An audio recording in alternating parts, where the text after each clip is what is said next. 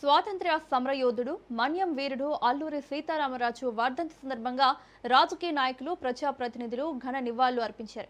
స్వాతంత్ర్య చరిత్రలో అజరామమైన అధ్యాయంగా నిలిచిన మన్యం వీరుడు అల్లూరి సీతారామరాజు అని ఏపీ సీఎం చంద్రబాబు నాయుడు కొనియాడారు. గిరిజన హక్కులు ఆత్మగౌరవ పరిరక్షణ కోసం ఎదురొడ్డి పోరాడి అపూర్వ సాహసాన్ని ప్రదర్శించిన మహనీయుడు అల్లూరి అని చంద్రబాబు నాయుడు శ్లాఘించారు.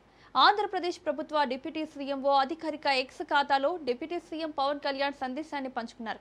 అల్లూరి సీతారామరాజు బ్రిటిష్ పాలనకు వ్యతిరేకంగా ఆదివాసీలు గిరిజనులను చైతన్యవంతం చేసి స్వాతంత్ర ఉద్యమంలో కీలక పాత్ర పోషించారని పవన్ కొనియాడారు. స్వేచ్ఛ, న్యాయం, సమానత్వం కోసం అల్లూరి చేసిన పోరాటం భావితరాలకు మార్గదర్శకమన్నారు.